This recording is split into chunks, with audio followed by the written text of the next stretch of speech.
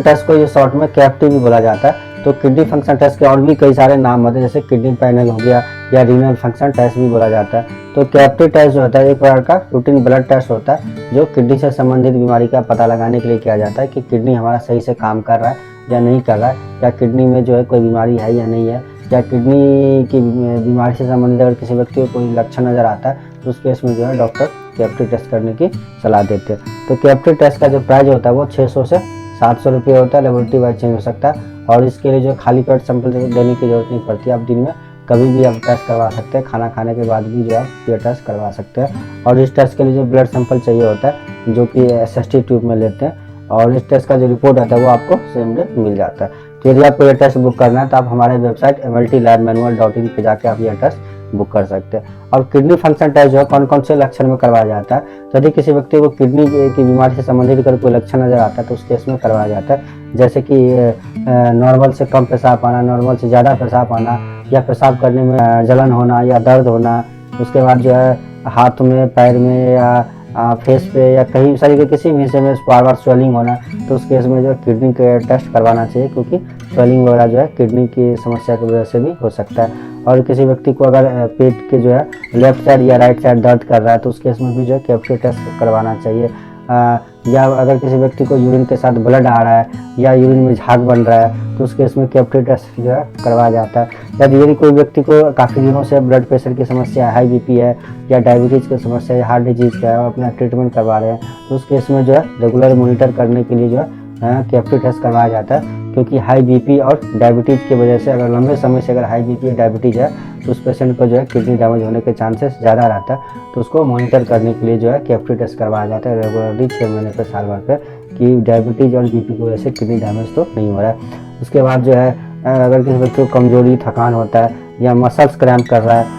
तो उस केस में जो है करवाया जाता है, मसल्स में दर्द कर रहा हो, जकड़न सा महसूस हो, तो उस केस में कैप्टी वगैरह टेस्ट करवाने की सलाह देते हैं डॉक्टर। अब कैप्टी टेस्ट जो होता है, जैसे मैंने बताया कि किडनी जो है फंक्शन रहता है वो सही से काम कर रहा है या नहीं कर रहा है, उसका पता लगाने के लिए करवाया जाता है। तो हमें ये जानना होगा कि हमारी जो किडनी है वो क्या क्या काम करता है। तो किडनी का जो मेन काम होता है वो हमारा में जो वेस्ट प्रोडक्ट रहता है उसको फिल्टर करके शरीर से बाहर कर देता है, यानी कि ब्लड को फिल्टर करना। उसके बाद जो ब्लड में जो भी एक्सेस जो है वेस्ट प्रोडक्ट होता है हमारा शरीर का, जो बॉडी का, उसको बाहर कर देता है। जैसे यूरिया हो गया, यूरिक एसिड हो गया, क्रेटिनिन हो गया, तो इन सबको बाहर करने का काम करता है। उसको भी हमारे शरीर से बाहर करने का काम करता है, यूरिन बना करके शरीर से बाहर कर देता है, तो यूरिन बनाने का काम करता है। वाटर लेवल को मेंटेन करके रखता है, इलेक्ट्रोलाइट्स को मेंटेन करके रखता है। उसके बाद विटामिन D को सिंथेसाइज में हेल्प करता है, रेड ब्लड सेल्स को बनाने में ये हेल्प करता है हमारा किडनी। उसके बाद एसिड बेस को बैलेंस करके रखता है।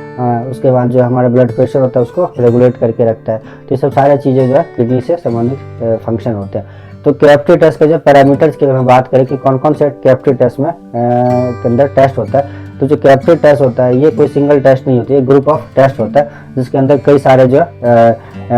वैल्यू मेजर किए जाते हैं। जैसे कि हमारा यूरिया कितना होता है हमारे ब्लड में, यूरिक एसिड कितना है, क्रेटिनिन कितना है, ब्लड यूरिया नाइट्रोजन कितना है हमारे ब्लड में, और सोडियम पोटासियम क्लोराइड कितना है, कैल्शियम फास्फोरस कितना है, तो इन सब का वैल्यू मेजर किया जाता है। यूरिया, यूरिक एसिड, क्रेटिनिन और ब्लड यूरिया नाइट्रोजन सारे जो है हमारे बॉडी का वेस्ट प्रोडक्ट होता है जो किडनी द्वारा फिल्टर होकर शरीर से बाहर निकल जाता है। तो जो है इसी का वैल्यू मेजर किया जाता है कि हमारा किडनी कितना फिल्टर आउट कर रहा है, हमारे शरीर से बाहर कर रहा है, और कितना जो है शरीर के अंदर वो रख लेता है, तो उसका जो है वैल्यू मेजर किया जाता है। कुछ अमाउंट में जो है ये सारी चीज़ें हमारे ब्लड के अंदर तो होता है, लेकिन अगर नॉर्मल से ज़्यादा हो जाता है तो फिर उसको ये माना जाता है कि हमारी जो किडनी है वो सही से फिल्टर नहीं कर रहा है। कैप्टी टेस्ट का जो रिपोर्ट है वो कैसे समझना है, तो कैप्टी टेस्ट के अंदर कई सारे पैरामीटर्स होते हैं जिसका वैल्यू पता लगा, जैसे यूरिया, यूरिक एसिड, क्रेटिनिन,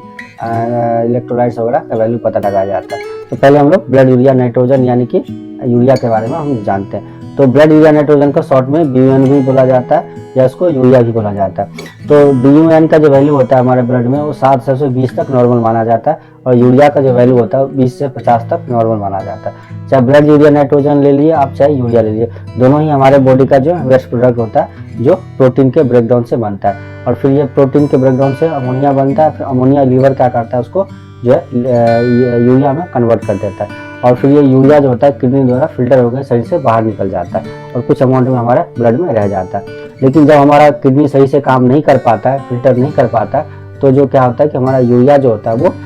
जो है ज़्यादा अमाउंट में हमारा ब्लड में रह जाता है, जिसकी वजह से हमें ये पता चलता है कि हमारा जो किडनी है वो सही से फिल्टर नहीं कर पा रहा है। तो इसकी वजह से जो हमारा जो है किडनी डैमेज होने के चांसेस होते हैं। तो ब्लड यूरिया नाइट्रोजन वो यूरिया होता है जिसके अंदर नाइट्रोजन्स होता है, और यूरिया वो होता है जिसके अंदर होल जो यूरिया होता है उसको यूरिया बोला जाता है। तो दोनों एक ही होता है, अलग समझने की जरूरत हमें नहीं है। अब ब्लड यूरिया नाइट्रोजन ले लिए चाहे यूरिया लीजिए, कौन कौन सी कंडीशन में बढ़ जाता है। तो यदि किसी व्यक्ति को डिहाइड्रेशन वगैरह होता है, जैसे उल्टी, दस्त या लूज मोशन की वजह से डिहाइड्रेशन होता है, पानी कम पीने की वजह से, तो यूरिया का वैल्यू बढ़ जाता है। अगर किसी व्यक्ति को यूरिनरी ट्रैक्ट में किसी प्रकार का कोई रुकावट है, स्वेलिंग हो गया, यूरिन ट्रैक्ट इन्फेक्शन हो गया हो, या किडनी वगैरह स्टोन हो जाता है, उस केस में बढ़ जाता है। कोई व्यक्ति जल गया हो तो उस केस में बढ़ जाता है। या नॉर्मली अगर कोई व्यक्ति नॉर्मल भी है लेकिन अगर कोई ज़्यादा प्रोटीन डाइट ले रहा है, प्रोटीन सप्लीमेंट ले रहा है, या फिर वो हैवी एक्सरसाइज वगैरह कर रहा है, तो उस केस में जो है यूरिया का वैल्यू बढ़ा हुआ मिलता है।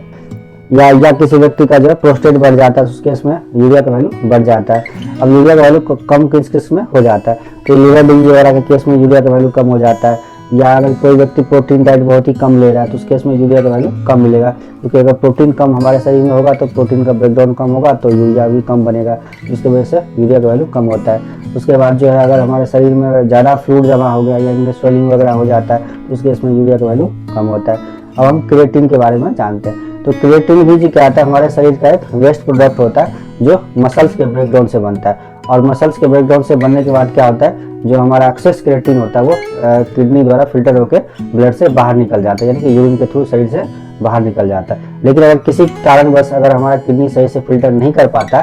तो क्या होता है, किडनी जो है सही से फिल्टर नहीं कर पाने की वजह से यूरिया क्रिएटिनिन का जो वैल्यू होता है वो हमारा रिस्टोर हो जाता है ब्लड में, जिसके वजह से जो है हमें ये पता चलता है कि हमें किडनी डैमेज वगैरह होने के चांसेस होते हैं। तो नॉर्मली जो है क्रिएटिनिन का जो वैल्यू होता है 0.8 से 1.2 होना चाहिए, लेकिन कुछ कंडीशन ऐसे होते हैं जिसमें क्रिएटिनिन का वैल्यू बढ़ सकता है, जैसे कि हमारा या तो हमारा मसल्स का ब्रेकडाउन जो है बहुत ज़्यादा हो रहा हो जिसकी वजह से क्रिएटिनिन का वैल्यू बढ़ जाता है, या फिर हमारा मसल्स का ब्रेकडाउन तो नॉर्मली होता है लेकिन हमारा किडनी सही से फिल्टर नहीं कर पा रहा है, किडनी डैमेज हो गया है, इसकी वजह से जो क्रिएटिनिन का वैल्यू बढ़ जाता है। या फिर अगर कोई व्यक्ति जो है प्रोटीन डाइट ज़्यादा ले रहा है या एक्सरसाइज कर रहा है ज़्यादा, तो उस केस में भी जो है क्रिएटिनिन का वैल्यू बढ़ जाता है। यंग लोग भी है जिसका किडनी डैमेज नहीं भी होता है, लेकिन अगर कोई प्रोटीन डाइट ज़्यादा ले रहा है या हैवी एक्सरसाइज तो उस केस में जो है वो क्रिएटिनिन का वैल्यू बढ़ जाता है। लेकिन अगर क्रिएटिनिन का वैल्यू अगर ज़्यादा बढ़ा हुआ 3, 4 या 5 है तो उस केस में जो है किडनी डैमेज होने के चांसेस होते हैं। तो उस केस में आपको यूरोलॉजी या नेफ्रोलॉजी वाले डॉक्टर से आपको संपर्क करना चाहिए। यूरिक एसिड भी जो है वेस्ट प्रोडक्ट होता है जो है प्यूरिन्स के ब्रेकडाउन से बनता है, यानी कि डीएनए आरएनए के जो है ब्रेकडाउन से बनता है, और ये भी जो होता है शरीर किडनी द्वारा फिल्टर होकर शरीर से बाहर निकल जाता है। लेकिन अगर जब किडनी सही से काम नहीं करेगा तो फिर हमारा यूरिक एसिड का वैल्यू जो है ब्लड में ज़्यादा मिलता है। यूरिक एसिड का वैल्यू जो है 6 से जो ऐसे तो कम होना चाहिए, लेकिन अगर 6 से ज़्यादा है, जैसे 7 है, 8 है, तो फिर जो है यूरिक एसिड जो है क्या होता है, ये यूरिक एसिड फिर हमारे जाके किडनी में क्रिस्टल के रूप में जमा हो जाता है और जॉइंट में जमा हो जाता है, जिसकी वजह से गठिया वगैरह होने के चांसेस होते हैं, जिसकी वजह से जॉइंट पेन, हाथों के उंगलियों में जॉइंट या तलवों में जॉइंट पेन करना या चुभन सा महसूस होना तलवों वगैरह में, किडनी स्टोन वगैरह हो जाता है यूरिक एसिड के बढ़ने से। इलेक्ट्रोलाइट्स का वैल्यू मेजर किया जाता है कि हमारे ब्लड में जो इलेक्ट्रोलाइट्स का वैल्यू कितना है, जैसे सोडियम, पोटासियम हो गया, कैल्शियम हो गया, फास्फोरस हो गया, कैल्शियम हो गया, तो इन सब का वैल्यू भी मेजर किया जाता है कि हमारे ब्लड में कितना है, क्योंकि ये भी क्या होता है जो शरीर से फिल्टर होकर के और यूरिन के थ्रू शरीर से बाहर निकल जाता है, जो एक्सेस होता है और कुछ अमाउंट में रह जाता है, और कुछ अमाउंट में जो है हमारे शरीर में रहने तो इसलिए ताकि वो हमारे शरीर को हेल्प करता है मेटाबॉलिज्म में, या मैसेंजर के रूप में काम करता है,